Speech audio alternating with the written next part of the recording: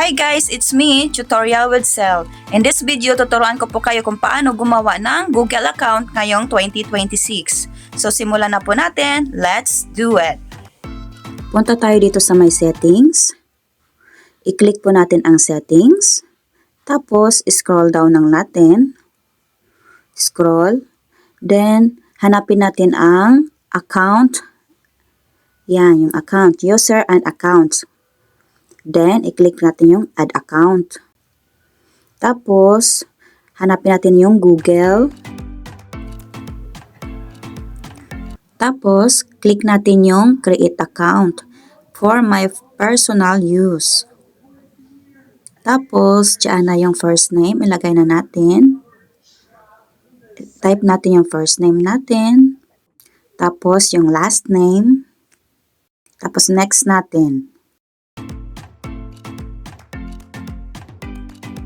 Next, fill upan po natin itong birthday at ang gender.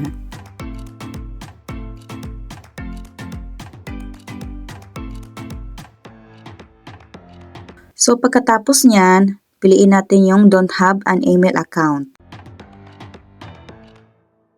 So, may mga choices na dito na pwede natin gamitin na Gmail account. Pwede rin tayo mag-create ng own account natin, ng own Gmail account.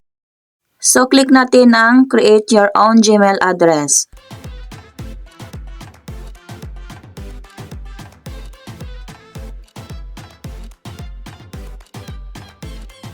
Next ay ang password. Lagyan natin ng password. I-click lang natin ang next. Then, click natin ulit ang next.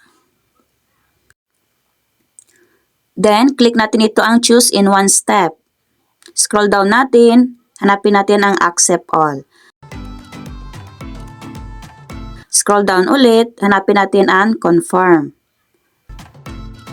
Tapos, scroll down ulit, hanapin natin ang I agree.